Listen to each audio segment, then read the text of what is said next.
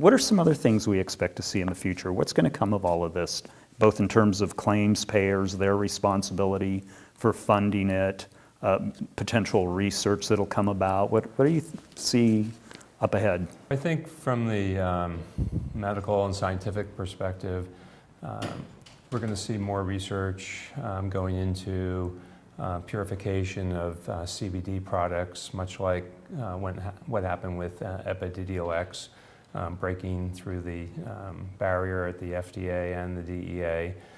I think we'll get better dosing information, and then once we have that kind of information, we can run clinical trials against other forms of treatment, be it pharmacologic treatment or non-pharmacologic treatment.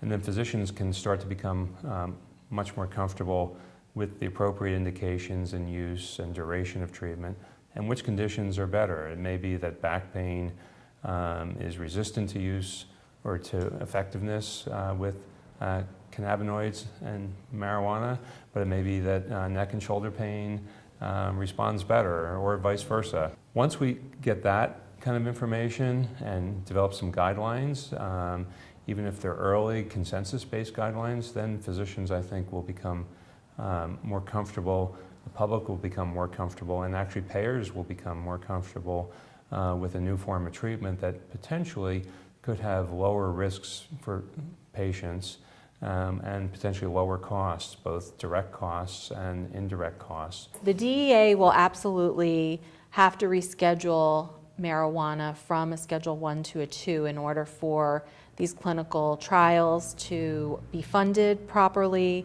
in order for all of that science to be developed. And once that happens, we're going to have a sea change across the country, because all the different state laws will need to modify to conform to what's happening at the federal level. Once that occurs, we're going to see a different way of drugs being packaged, distributed. There'll be dosing, guidance.